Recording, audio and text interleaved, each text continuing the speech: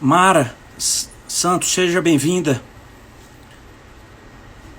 Doutora Cristiane, que honra ver a sua presença aqui, doutora Cristiane. Seja bem-vinda. Obrigado aí pela parceria. Carol Albuquerque, seja bem-vinda. Lisandra, seja bem-vinda. Cláudia. Caetano, seja bem-vindo. Vanessa, bem-vinda. Andréa Boxar, seja bem-vinda. Obrigado aí também, Andréa, pela divulgação aí da nossa live.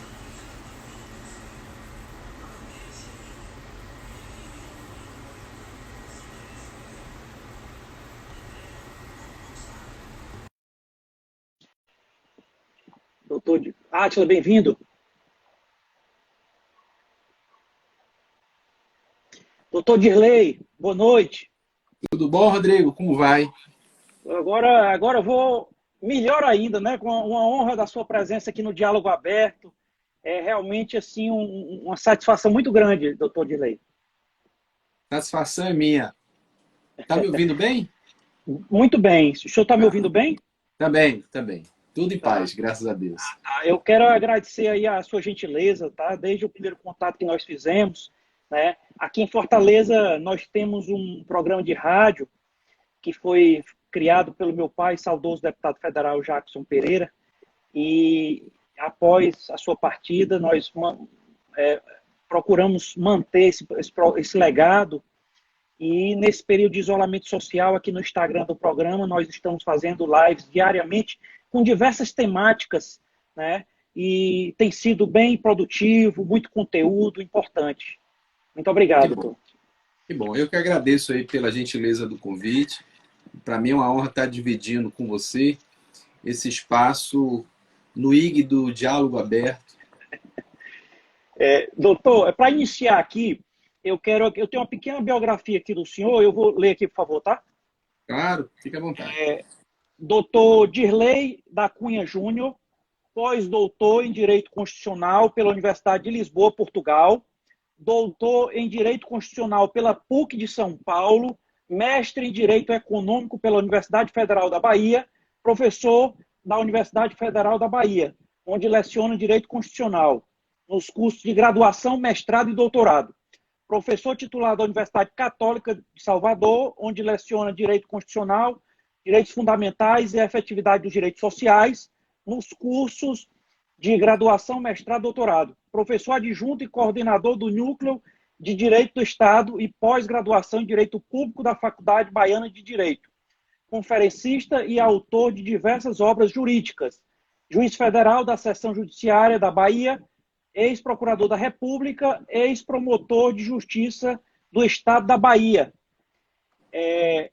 Doutor Dirley, quando nós anunciamos aqui a sua presença no Diálogo Aberto, aí teve um comentário aqui do Procurador da República, que fez uma live conosco, inclusive, que disse que foi seu colega, o doutor Alessandro Salles.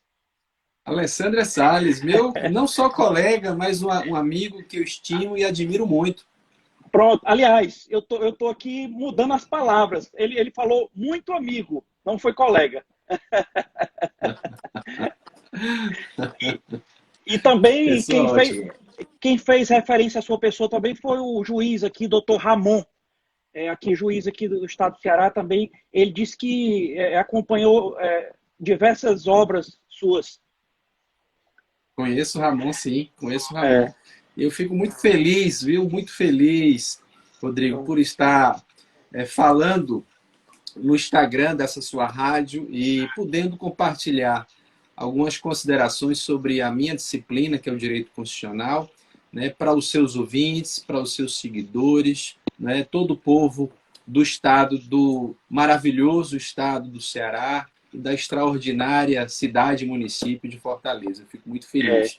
Lugar com muitos amigos. O Alessandro Salles, uma pessoa que eu conheço há muitos anos. Trabalhamos junto lá em Teresina, Piauí, em 1995, de 95 a 96. atuamos junto como procurador da República lá. Eu vim para a Bahia e ele voltou para a terra dele, Fortaleza, Ceará.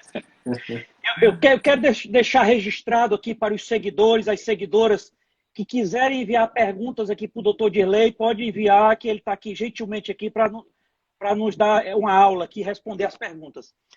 Doutor Dirley, inicialmente eu queria perguntar ao senhor, assim, de maneira geral, como esse Covid-19 está refletindo no direito constitucional? Rodrigo, repare, tá refletindo muito, né? E muitas vezes até perigosamente, né? Eu ensino direito constitucional, Rodrigo, há 27 anos, né? Eu comecei a lecionar direito constitucional em 1993 na Universidade Católica de Salvador, que é a nossa PUC aqui em Salvador, a nossa Pontifícia Universidade Católica, a gente chama de Universidade Católica. E desde lá até hoje, eu nunca vi, né, tamanhos ataques ao direito constitucional e reiteradas e graves e sistemáticas ofensas às liberdades fundamentais. Eu não estou dizendo com isso que devamos diminuir ou minorar o grave problema que essa pandemia sanitária vem causando à saúde pública, à vida e à dignidade das pessoas. Não é isso que eu estou dizendo, muito pelo contrário, todos nós estamos irmanados, solidários e fraternos no enfrentamento desse grande drama na vida não só nacional, como na vida de todas as pessoas humanas, como cidadãos universais ou cosmopolita, na visão cosmopolita e universal do Immanuel Kant. Mas o problema é que muitos governos de alguns estados e de alguns municípios estão adotando medidas visando, em tese, a proliferação do vírus e a tentativa de achatamento da curva, a medidas que estão praticamente esvaziando determinados direitos fundamentais. Medidas que a mídia vem divulgando, inclusive no seu estado, no belíssimo estado do Ceará. Hoje mesmo eu tomei conhecimento que o governador do estado do Amapá, ele decretou lockdown em todo o estado, envolvendo todos os municípios do estado. E nós sabemos que o lockdown, né, com essa denominação toda bonitinha, é uma das medidas mais intensas, mais penetrantes, mais invasivas e mais restritivas às liberdades públicas. E olha que eu não estou nem me referindo, Rodrigo, à liberdade de ir e vir. Né? Eu estou me referindo às liberdades públicas que têm como tronco, como fonte, né, a liberdade de ação. A liberdade de ação é a fonte de todas as liberdades públicas, que não se limitam apenas à liberdade de ir e vir. Nós temos a liberdade de consciência, nós temos a liberdade de crença, na qual nós extraímos a liberdade religiosa, a liberdade de culto, nós temos a liberdade de manifestação do pensamento, nós temos a liberdade de expressão de atividades artísticas, científicas, nós temos a liberdade de reunião em espaços públicos. Enfim, eu estou falando de todo um arsenal de liberdades públicas que são individuais e coletivas. E a medida do confinamento obrigatório, que é exatamente essa medida do lockdown, chega a afetar o próprio conteúdo essencial de todas essas atividades públicas. E isso me deixa, assim, muito angustiado e, ao mesmo tempo, muito preocupado. Por quê? Porque uma coisa que contagia, Rodrigo, é a tirania, né? A gente observa isso na história. Na história da Europa, inicialmente da Europa continental, na primeira metade do século XX, né? A Itália com o fascismo, depois veio, né, o terceiro Reich hitlerista com o nazismo, o salazarismo em Portugal, o franquismo na Espanha, aqui no Brasil, né, o golpe militar, ou seja, as tiranias, elas se multiplicam, porque a tirania ela é contagiante. Então, quando um município resolve, ou um Estado resolve adotar medidas de tão impacto, de tanta invasão no conteúdo essencial, que é um conteúdo mínimo às liberdades públicas fundamentais, essas medidas acabam sendo replicadas no Brasil inteiro. Mas o que a gente percebe? A questão do direito à necessidade de garantir vidas, que é a finalidade, justifica a adoção dessas medidas ou há outras medidas alternativas igualmente adequadas e menos restritivas e menos sacrificantes para os direitos fundamentais. Eu acho que essa é a maior questão do direito constitucional. E olha que o direito constitucional já lida com o problema das restrições a direitos fundamentais há décadas. Aliás, mais do que décadas, há séculos. Só que no âmbito, pelo menos eu falo do direito brasileiro, né, no atual momento, no atual cenário, né, de crise sanitária, nunca se viu tantas restrições a direitos fundamentais. A questão é, essas restrições elas estão sendo adotadas na medida adequada, na medida necessária, estritamente proporcionais para fazer frente, né, ao combate do coronavírus. Para o direito constitucional, penso eu que ensino essa disciplina há 27 anos, penso eu que não. Penso eu que não, porque a restrição dos direitos fundamentais, ela não admite, né, a teoria da restringibilidade, digamos assim, para sermos mais científicos, admite qualquer restrição, né? São questões muito, muito lógicas no âmbito teórico dessa temática. Eu parto de uma premissa teórica que admite a restrição a direitos fundamentais. Tá? Isso é fato. Quem estuda o direito constitucional, quem pesquisa o direito constitucional, mais especificamente a teoria dos direitos fundamentais, sabe disso, que a restringibilidade dos direitos fundamentais é o central da teoria dos direitos fundamentais. Isso porque não há direitos absolutos. Se não há direitos absolutos, eles são passíveis de restrições. Mas, por outro lado, isso não significa dizer, Rodrigo, que a restringibilidade, né, que é a premissa teórica dos direitos fundamentais, desague em qualquer tipo de restrição. Assim como não há direitos absolutos, porque eles são restringíveis, também não há falar em restrições absolutas, porque as próprias restrições sujeitam-se a parâmetros que nós extraímos da própria Constituição. Há medidas que estão sendo adotadas que a Constituição, de largada, de saída, já veda, como é o caso do confinamento obrigatório, né? Que nós chamamos de lockdown. Por quê? Porque o confinamento obrigatório só tem permissão constitucional em estados de exceção, diante do enfrentamento das chamadas situações constitucionais de crise.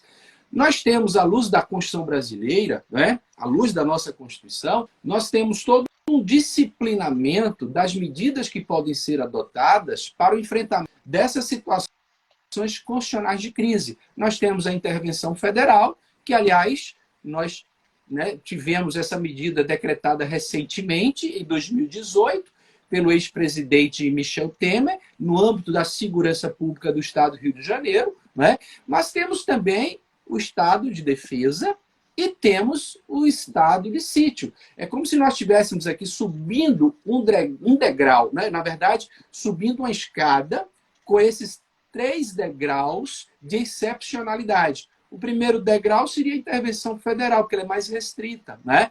O segundo degrau, que é um pouquinho mais amplo, inclusive com a permissão de algumas medidas restritivas, é o estado de defesa.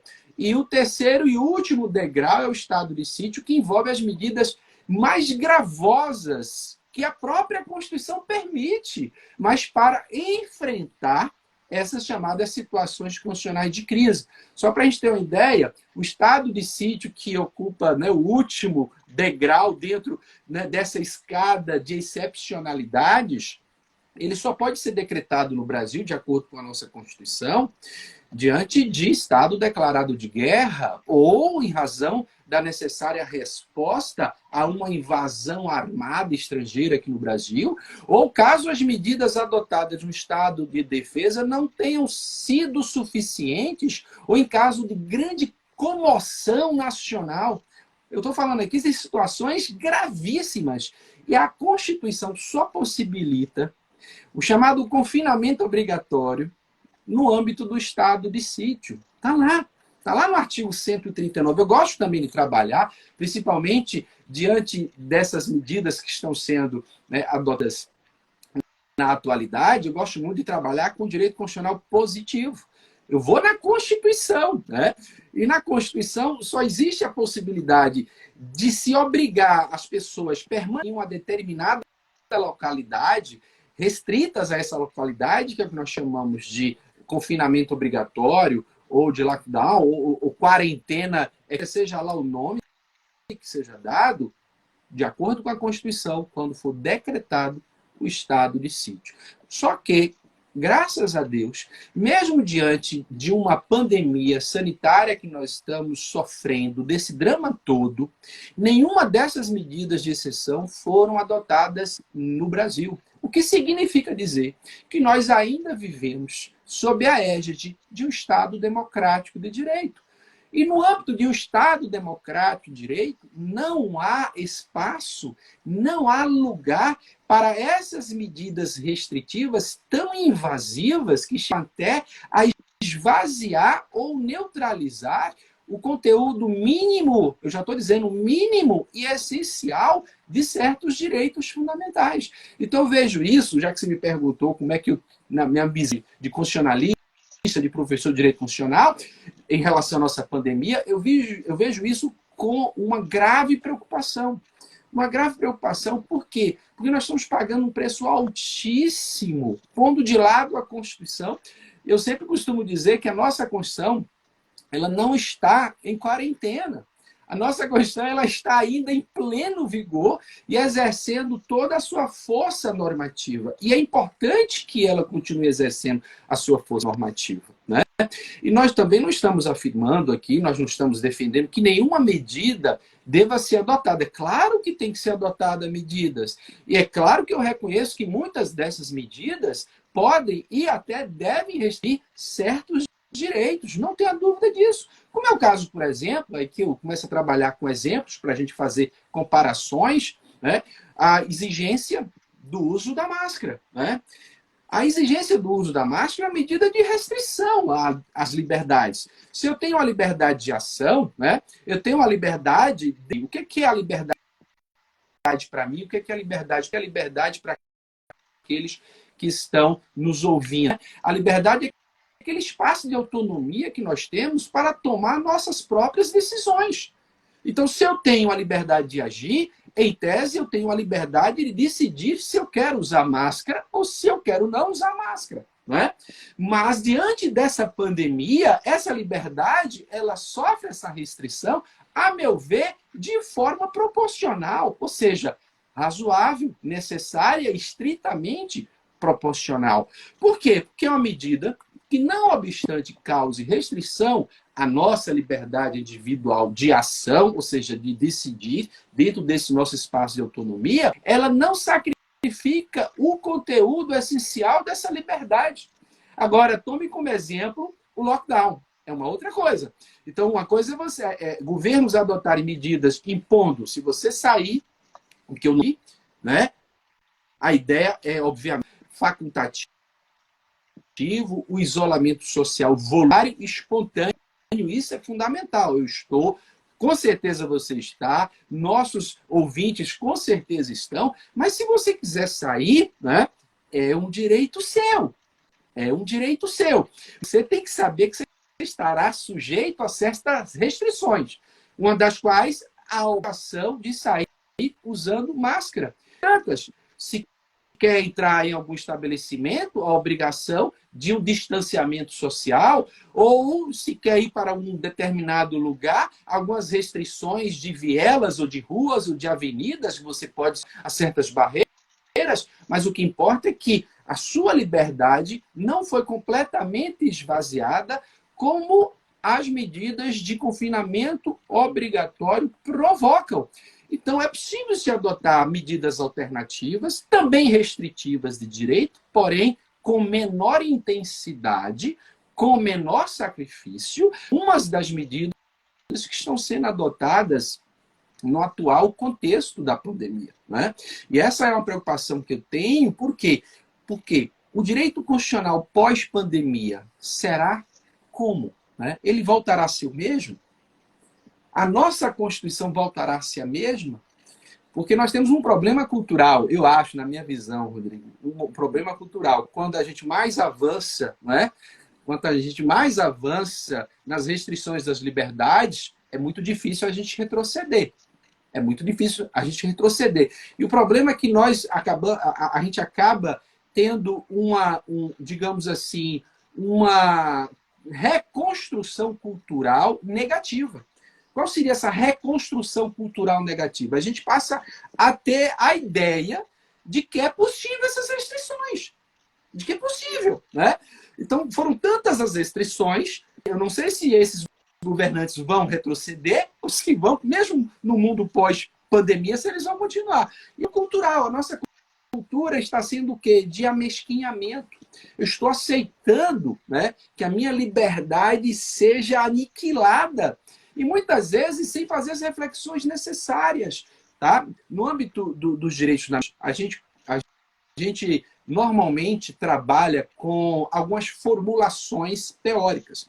E uma das formulações teóricas que eu acho que é muito cara, que é muito importante, sobretudo nesse contexto que a gente vive, é saber se a intensidade de uma medida de restrição à liberdade corresponde à certeza e à evidência daquilo que se quer proteger com a medida de restrição.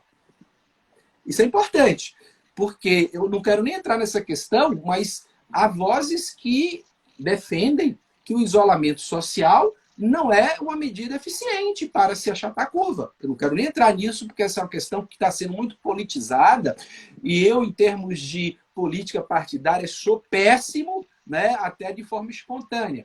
Eu trabalho com os temas jurídicos dentro das fronteiras jurídicas, e não pretendo aqui politizar uma discussão, né, para a qual você gentilmente me convidou, e de forma honrada estou aqui para tratar dentro das fronteiras do direito. Então, a gente tem essa formulação teórica, né, a intensidade de uma medida restritiva, se houver a certeza da justificativa dessa medida restritiva e do seu real e potencial efeito positivo. Não é? E, na verdade, a gente não tem essa certeza. Eu acho que eu já falei demais nesse primeiro momento. Devolvo a bola aí para ti. Professor Dirley, eu queria ouvir do senhor, tipo assim, você é um governante na Europa, manter uma população em isolamento espontâneo, né? E aqui no Brasil, no Nordeste, assim, tem diferenças culturais, né? Tem diferenças, assim, não é tão simples assim se comparar um isolamento espontâneo na Europa com o nosso, né? É verdade, Rodrigo. Mas eu acho que a questão, ela até é importante destacar, porque é mais simples, é muito mais singelo, é muito mais fácil. Professor, Oi, não. Por falar em Europa, a doutora Cristiane, advogada aqui, está lá em Barcelona. Mandar um abraço para ela, na Espanha. Que bom. Sim. Ela pode, inclusive, trazer para a gente, né, a experiência que ela está tendo lá. A base empírica, fática, real que ela está tendo lá. Tá? Agora, já que a gente falou da Europa, na Europa se utilizou a Constituição para combater a pandemia. Não é? Claro que a gente não quer essas medidas de exceção aqui no Brasil, mas eu vou dar só um exemplo. Em Portugal, o governo português decretou estado de emergência com base na Constituição, nos artigos 17 e no artigo 137 da Constituição de Portugal. O artigo 17 da Constituição de Portugal é aquele que permite que, na vigência do estado de emergência, alguns direitos fundamentais possam ser limitados. E o artigo 137 é aquele que dá competência política ao presidente, concertada ou, né, em consonância com o gabinete, o Conselho de Ministros, para adotar essa medida de estado de emergência. E eles, depois de quase 50 anos, depois de quase 5 décadas, né, resolveram adotar essa medida de emergência, tomaram essa decisão. Né? Foi uma decisão que eles tomaram, mas dentro dos parâmetros constitucionais. Né? Outros governos também. A Itália decretou seu estado de emergência com base na sua Constituição italiana, a Espanha também, e todos tomaram medidas totalmente racionalmente justificadas à luz da Constituição. Mas voltando àquela indagação sua, que é extremamente correta, eu concordo com você, é uma questão muito cultural a gente pregar aqui, né, a cultura do isolamento espontâneo. Né? Mas eu acho que ela não é impossível, Rodrigo. O problema é que eu vejo que alguns governantes acham muito mais simples, por meio de uma canetada só, se proibir as pessoas de saírem de casa. É muito mais simples do que tomar medidas de monitoramento, de fiscalização, de distanciamento. Né? Ora, o que é mais simples para você? Uma canetada só? Ou você, digamos assim, pegar toda a máquina política do governo, colocar nas ruas para fins de monitoramento, de fiscalização, de concepções, orientações pedagógicas? Olha, vá para casa, não fique aqui, ou bote sua máscara, ou não se aproxime das pessoas. A orientação dá mais trabalho, é aquilo que a gente sempre... Dá mais trabalho. Dá mais é trabalho. Aquilo que a gente, às vezes... Aquilo que a gente, às vezes, compara. O que é mais fácil para o poder público? Multar ou orientar o motorista, né? Para combater, digamos assim, as infrações de trânsito? É multar. Então ele vai lá e multa, acabou. Bota lá o radar, bota o pardal, multa. Ao invés de estar parando, olha, o senhor aqui estava com uma velocidade excessiva, nós vamos lhe dar uma notificação meramente educativa, pedagógica, o senhor tem que se conscientizar. Isso é mais difícil, isso é mais trabalhoso. É muito mais fácil você tomar uma medida de restrição a ponto de causar um sacrifício ao conteúdo essencial de um direito fundamental do que você tomar medidas que vão provocar um maior esforço político dos nossos governantes. Né? O problema é que essas medidas que estão sendo tomadas, elas estão violando a Constituição, não é nem por metro quadrado, é por centímetro cúbico. E olha que, como todos nós sabemos, a generalidade, claro que há uma exceção aqui e acolá, mas a generalidade dessas medidas adotadas, inclusive em grau de lockdown, em grau intenso de confinamento obrigatório, estão sendo aplicadas por decretos. O que são decretos? Todo mundo que estuda direito sabe que decretos são atos infralegais. São atos de natureza meramente administrativa. Isso viola de cara, né? Ou seja, escancaradamente, o que prevê a nossa Constituição no artigo 5º, inciso 2, que ninguém pode ser obrigado a fazer ou a deixar de fazer alguma coisa, senão em virtude de lei. A garantia da reserva da legalidade é uma garantia fundamental. O STF não deu esse direito aos municípios e aos estados, não foi numa decisão lá?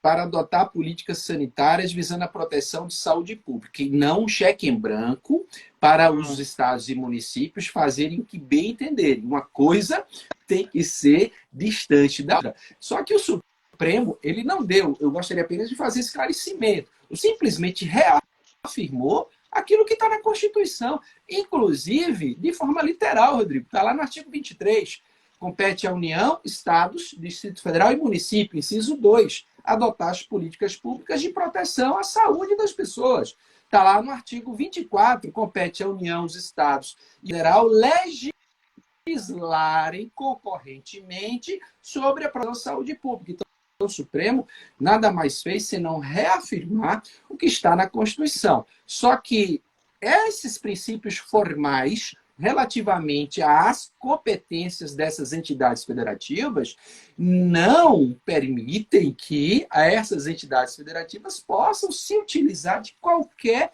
medida, né? É por isso que a gente trabalha muito na teoria dos direitos fundamentais, quando a gente estuda as restrições, né? Eu disse que era a premissa teórica importante na teoria dos direitos fundamentais, o reconhecimento da restringibilidade dos direitos fundamentais. Disse isso. Mas eu disse também que as restrições sujeitam-se a parâmetros. Estudamos muito, no âmbito dessas restrições dos direitos fundamentais, sobre os modos de se controlar essas restrições, né? E a dogmática jurídico-constitucional tem apresentado aí, como forma de controle ou de limite das restrições aos direitos fundamentais, a necessária observância do postulado jurídico da propriedade ampla.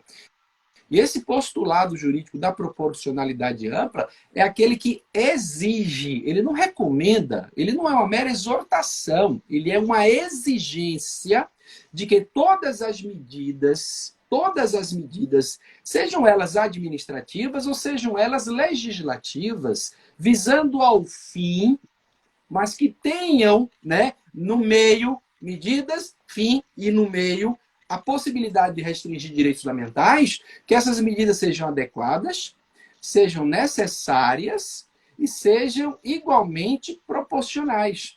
Ou seja, essas três exigências decorrem do postulado jurídico da proporcionalidade ampla. Então, as medidas a serem adotadas no âmbito das competências comuns e concorrentes de todas as entidades federativas, onde nós temos os Estados-membros, onde nós temos os municípios, devem ser adotadas em consonância com essas exigências. Porque senão nós estaríamos dando o quê? Dando um poder sem limites, sem freios, um poder absoluto, autoritário aos estados e aos municípios. E não é isso que a Constituição prevê, como também não foi isso que o Supremo disse. O Supremo afirmou que os estados e os municípios podem adotar seus meios necessários para combater, né, o problema do vírus, mas não da forma como estão atuando. Doutor Dirley, a doutora Cristiane, advogada, está dizendo que lá na Espanha já vão para a 5ª prorrogação do estado de alarme. Isso, há uma gradação. É porque os sistemas constitucionais, eles não se utilizam das mesmas vias, né? Aqui a nossa Constituição fala estado de defesa e estado de sítio. A Constituição de Portugal fala estado de emergência, né? É bom até que, se for possível, que ela me diga qual é esse estágio das modalidades de sistemas constitucionais de crise, se esse chamado estado de alarme é o primeiro degrau, né? E qual seria o segundo degrau, qual seria o terceiro degrau? Se na vigência desse estado de alarme a Constituição da Espanha, que é a Constituição de 1978, que eu gosto muito, né? Eu gosto muito, fez 40... Este ano de 2019 vai fazer 42 anos, questão que eu leio muito, gosto muito, inclusive estive no Tribunal Constitucional Espanhol, fiz uma pesquisa no Tribunal Constitucional Espanhol. Aliás, a maioria, eu sempre gosto de fazer as viagens misturando turismo com academia.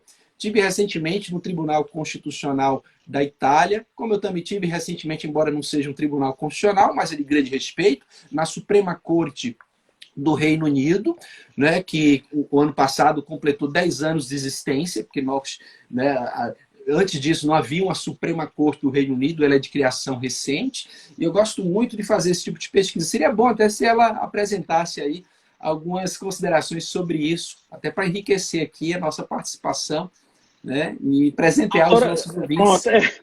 Doutora Cristiane, pois participe aí de forma especial e apresente essas ponderações aí que o doutor apresentou aí, solicitou aí, com relação a essas fases aí, doutora Cristiane. Enquanto a doutora Cristiane responde aqui, tem uma pergunta aqui do doutor advogado e ex-deputado federal, doutor Crescêncio Pereira Júnior. Doutor Dirley, o direito coletivo não se sobrepõe ao direito individual? Vou responder inicialmente de forma objetiva, mas eu posso explicar melhor. Abstratamente, não. Sabe por quê, doutor Crescêncio? Porque não há nenhum nivelamento entre os direitos fundamentais. Primeiro, porque todos estão positivados na Constituição, todos são emergências ou projeções do tronco, que é a dignidade da pessoa humana, de modo que direitos individuais e direitos coletivos estão no mesmo patamar constitucional, isso em abstrato. Todavia, à luz de circunstâncias fáticas e jurídicas de um determinado caso concreto, ainda que esse caso concreto envolva diversas situações, é possível, e aí eu utilizo a máxima da ponderação do autor alemão Robert Alexy, a partir da teoria dos princípios que ele utiliza no livro Teoria dos Direitos Fundamentais. Vai ser à luz das circunstâncias, dos casos concretos, das circunstâncias fáticas e jurídicas, que nós vamos saber qual é o direito que terá maior importância. De tal modo que é possível até que um direito individual prevaleça sobre o direito coletivo. Pronto, o doutor Crescente está completando aqui. Os estudos médicos, científicos dizem que deve ser adotado o isolamento. A Constituição nos garante o direito de ir e vir. O senhor segue e aconselha o médico ou a Constituição? Eu sou constitucionalista. Até o fim dos tempos, eu sou constitucionalista. E o que eu tenho observado é que o isolamento é algo que, em tese, né, por uma questão até lógica, se você se isolou, não há condição do vírus ser, né, disseminado. Só que o isolamento imposto é uma outra coisa. Eu não estou falando da importância sanitária do isolamento social. O que eu estou falando é que o isolamento, enquanto confinamento obrigatório, ele viola a Constituição. Né? Então, o que eu acho? Eu acho que, na minha visão constitucionalista, o poder público tem que adotar outras medidas possíveis e que tenham justificações racionais na Constituição. A orientação, a pedagogia, a questão do distanciamento social. Deixa eu contar um julgado recente. Eu vou falar agora de outro país, que é a Alemanha. A Alemanha teve um problema muito sério, né?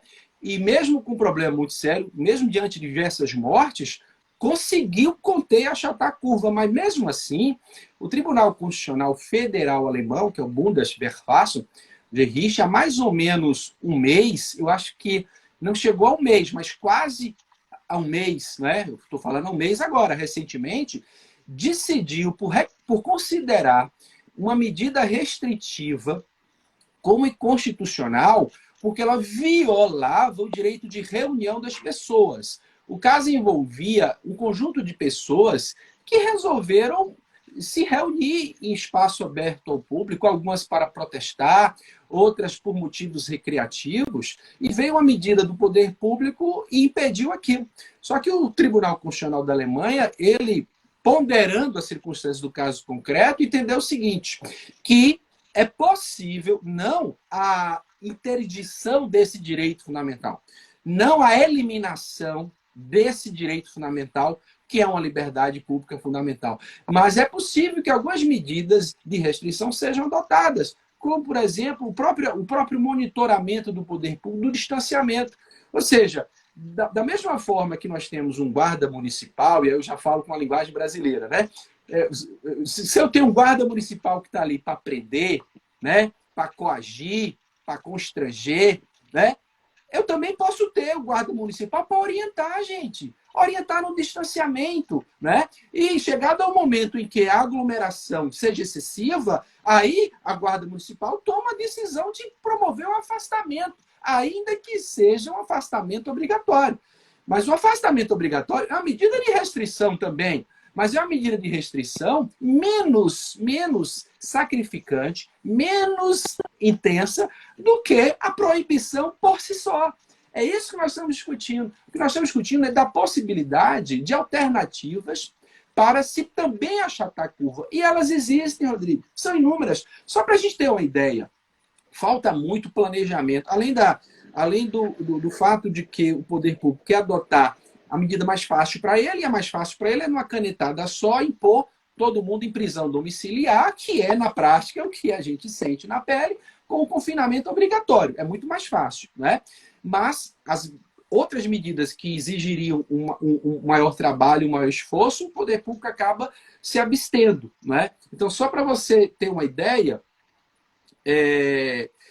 um outro exemplo que vem acontecendo muito aqui no Brasil, isso porque vários advogados criminalistas me procuraram, a nossa Constituição ela proíbe que até no estado de defesa, que é aquele segundo degrau das medidas de exceção que a nossa Constituição configura, que mesmo no estado de defesa, a Constituição proíbe a incomunicabilidade do preso.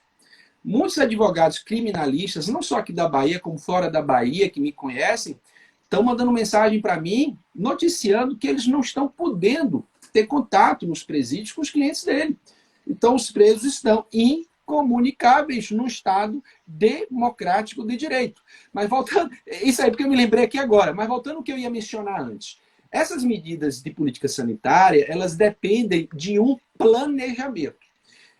Deixa eu perguntar a você e aqueles que nos ouvem.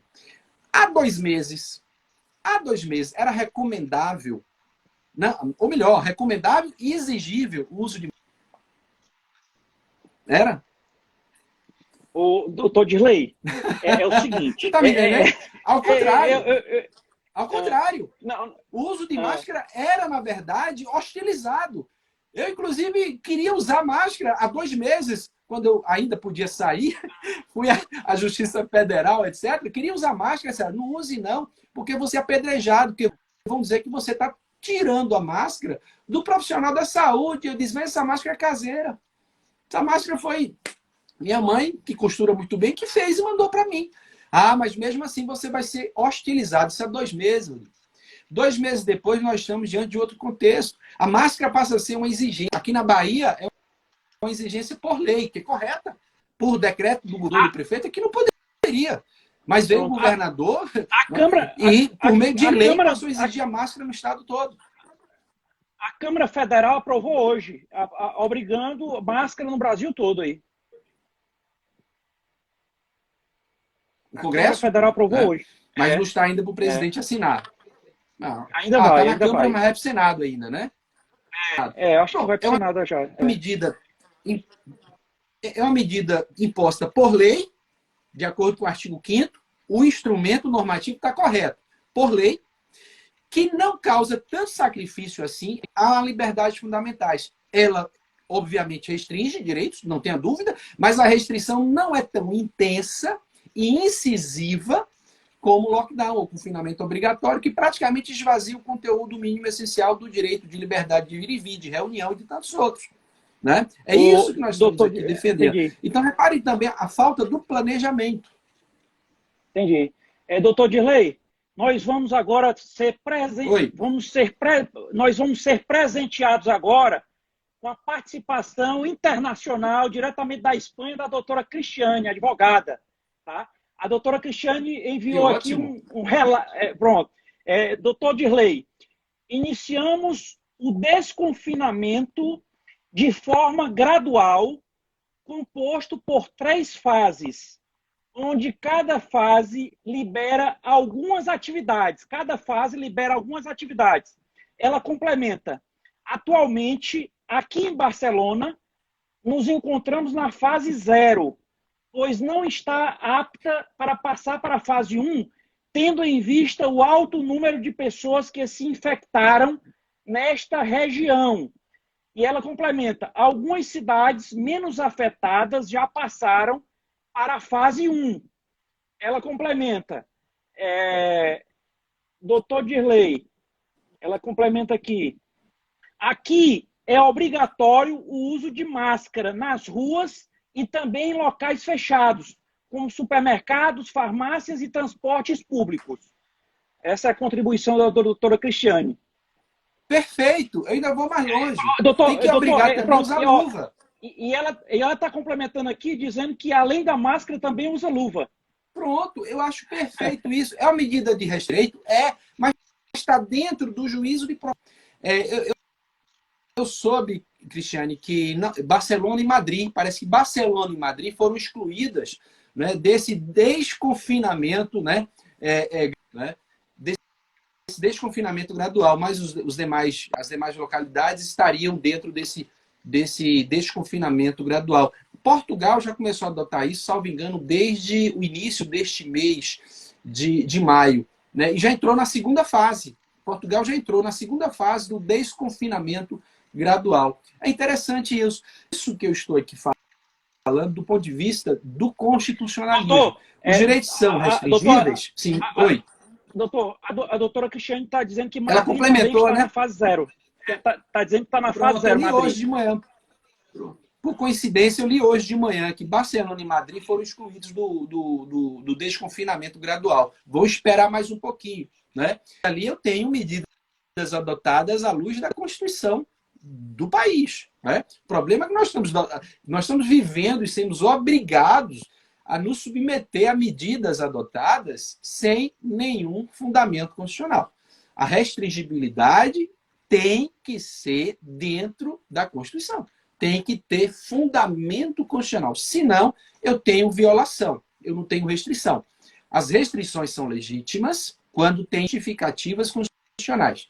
Por outro lado, elas se desdobram em violações quando não tem justificativa constitucional. Há medidas para se achatar a curva, há medidas para se conter a disseminação de vírus, há sim tão adequadas quanto o confinamento obrigatório, porém menos incisivas e menos causadoras de sacrifícios. A questão, como eu disse, é muito mais fácil você com a canetada só impedir o povo de sair. Doutor Dilei, uma pergunta aqui do Roberto Issani. Ele pergunta, o que representariam essas fases em termos constitucionais?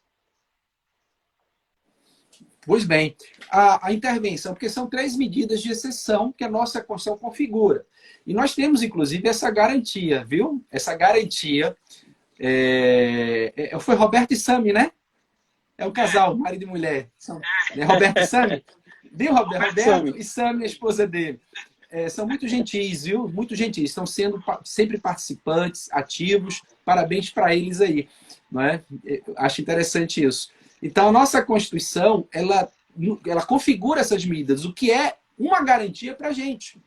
Porque há países em que essas medidas não estão previstas, nem disciplinadas, nem parametrizadas pela Constituição. E aí, você já pode imaginar o que pode acontecer.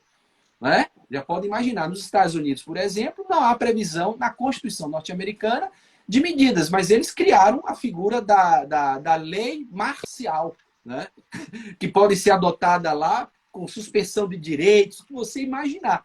Aqui nós temos a garantia de que essas medidas de exceção, elas têm configuração e disciplinamento constitucional. Então nós temos a possibilidade de intervenção federal, de estado de defesa e de estado de sítio. Essas 3 medidas é de competência exclusiva do presidente da República. Tá? Claro que com o acerto e o ajuste com outras instâncias políticas. Vou só dar um exemplo. A Constituição exige que o presidente, tão logo decreta o Estado a intervenção federal, submeta o seu decreto de intervenção federal ao Congresso. Como também exige que, tão logo o presidente decreta o Estado de defesa, submeta em até 24 horas o seu decreto ao Congresso.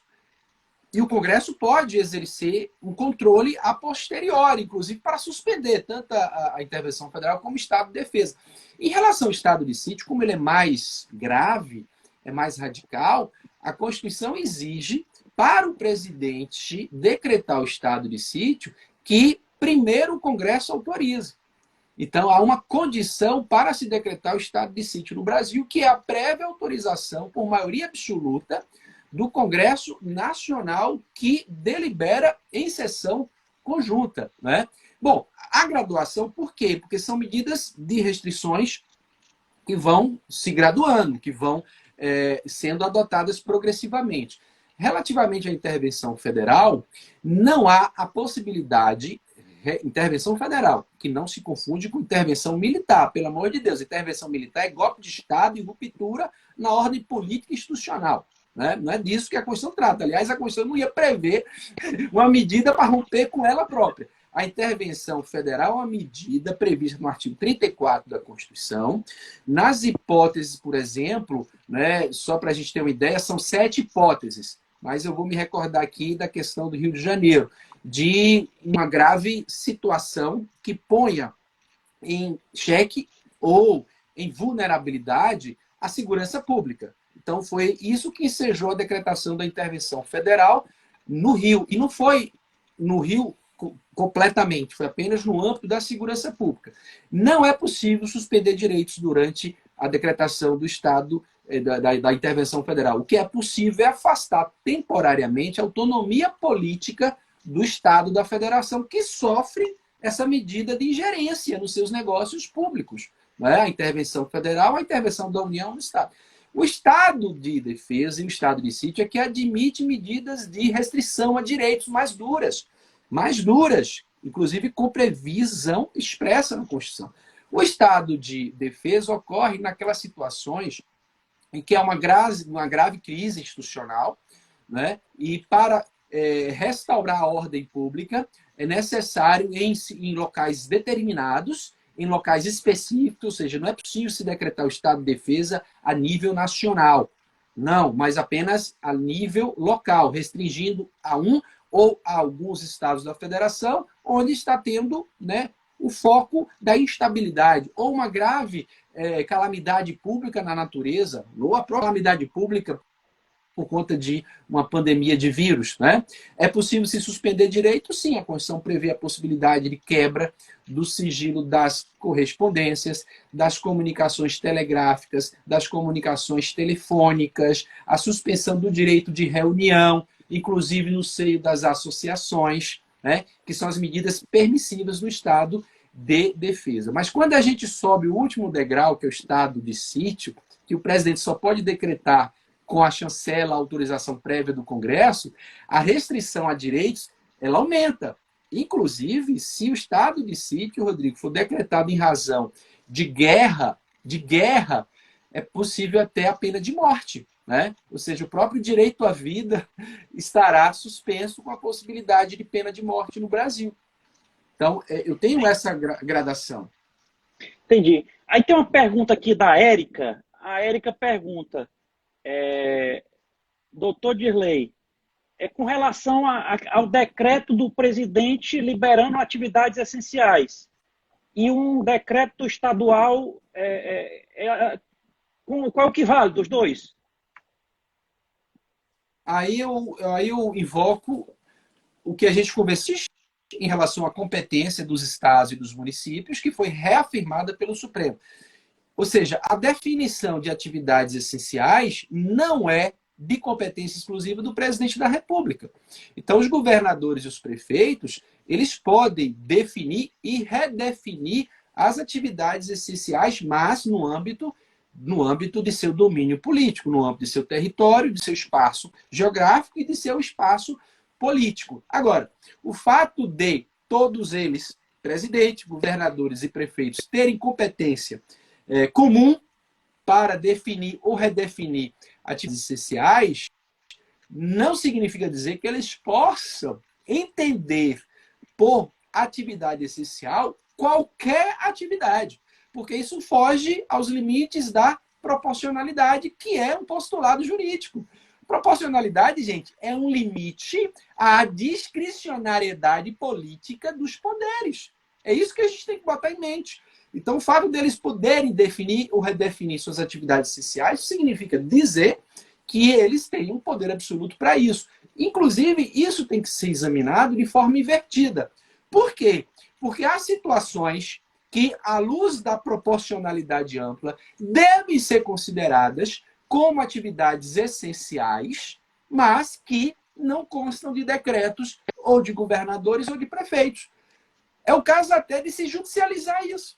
A judicialização da política, nesses casos, é importante e até imperativo. Por quê? Porque a proporcionalidade vai exigir que essas atividades duvidosamente essenciais, eu vou dar um exemplo extremo, tá? Um exemplo extremo. O serviço de justiça. Vamos imaginar que o governador do estado do Ceará suspenda todo o serviço de justiça, sob o argumento de que não é uma atividade essencial. Eu dei um exemplo que é extremo, mas são nos exemplos extremos que a gente percebe as coisas. Então, ele pode dizer que não é atividade essencial o serviço de justiça, né? Ou o serviço, por exemplo, de atendimento público em cartórios extrajudiciais. Como é que os cartórios extrajudiciais vão emitir, por exemplo, certidão de óbito? Né? As pessoas também nascem, não só perdem a vida. E as certidões de nascimento? Então, é possível. Então, estou dando esse exemplo extremo para a gente perceber que há dois lados de uma mesma moeda, né? O lado da demasia e o lado da insuficiência. Doutor Dirley, deixa eu lhe fazer uma pergunta. Tem muitas perguntas aqui ainda, né? Falta 5 minutos aqui para completar 1 hora, e 1 hora o Instagram corta a live. Como é que está a sua agenda? O senhor pode ainda continuar conosco ou só tem que encerrar agora? Como é que está a sua agenda aí? Vamos lá, estou à vontade. Eu só tenho uma reunião às 8h30. 8h30. Pronto, então quando faltar aqui 2 minutos, quando estiver perto de encerrar aqui, ele avisa, aí a gente volta para mais meia hora, então, mais meia hora, né? Pronto. E Pronto, aí, combinado. pessoal, eu quero deixar... Pronto, eu quero deixar avisado aqui, pessoal.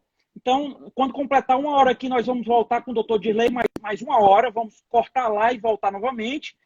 Quem fez perguntas não foi contemplado para lá no segundo bloco fazer novamente, tá? E quem não puder voltar para o segundo bloco e não segue ainda o Diálogo Ponto Aberto, pedir para seguir aí e acompanhar a nossa programação diária de lives. Dr. Dirley, deixa eu lhe perguntar uma coisa também. Nós temos um problema, né? Por exemplo, na Europa, nós temos um sistema de saúde mais robusto, que pode aguentar uma curva mais acentuada. E, infelizmente, aqui no Brasil, nós temos uma precariedade do sistema de saúde. Então, outro fator aí, né, que não dá para... Né, uma coisa é o isolamento espontâneo lá, que tem um sistema de saúde mais robusto para aguentar. E aqui nós não temos. Como é que vai lidar com isso? Nós estamos sofrendo, Rodrigo, com uma consequência pré-vista, né? Ou seja, não são consequências imprevisíveis, não. São consequências absolutamente previsíveis. Olha, há anos, como professor de Direito Constitucional e como juiz, aliás, antes mesmo de ser juiz, eu fui do Ministério Público, tanto do Estado da Bahia como do Ministério Público Federal, venho atuando nessa área social que, lamentavelmente, há décadas tem sido abandonada pelo Estado brasileiro. E de uma forma até contraditória, porque nós temos um dos poucos sistemas de saúde pública universal do mundo. O Brasil tem um dos poucos. Porque outros sistemas públicos de saúde que outros países, inclusive países de primeiro mundo da Europa, adotam, eles não são universais. O nosso sistema público de saúde ele é universal, porque ele existe para atender aos 210 milhões de brasileiros. Em todas as suas necessidades, preventivas ou corretivas. Só que nós temos um problema muito grande. Não há investimento, não há um financiamento constitucionalmente adequado e legítimo. Sempre foi abandonado o Sistema Único de Saúde, de tal modo que muitos brasileiros fizeram, sabe o quê? Mais de 50% dos brasileiros saíram do Sistema Público de Saúde e foram gastar o seu salário contratando operadoras de plano de saúde privado. Foi por isso que nós criamos uma agência reguladora, para regular o quê? A saúde suplementar, porque a corrida foi imensa. E olha que nós gastamos muito mais, porque nós não precisávamos de uma agência nacional de saúde suplementar se nós tivéssemos, Rodrigo, um sistema público de saúde eficiente, universalmente eficiente. Né? Nós não temos, mais da metade dos brasileiros migrou para o sistema privado de saúde, pagando as operadoras valores caríssimos, estratosféricos, e o Estado se viu na obrigação de querer regular essa atividade que é econômica e lucrativa das operadoras de plano de saúde. Criou, né, digamos, elefante branco, que é uma agência reguladora de estrutura federal, com vários empregos, vários cargos, etc. Conclusão, nós estamos o professor está avisando aqui que faltam 50 segundos para cortar. Pronto. Então, pessoal, nós vamos ter agora mais meia hora de aula do Dr. Dirley, tá? Então vamos sair, retornar, e quem puder voltar para o segundo bloco aí e refazer as perguntas, Tá? Então vamos cortar e voltar, doutor, por favor. Valeu. Vamos voltar, pessoal.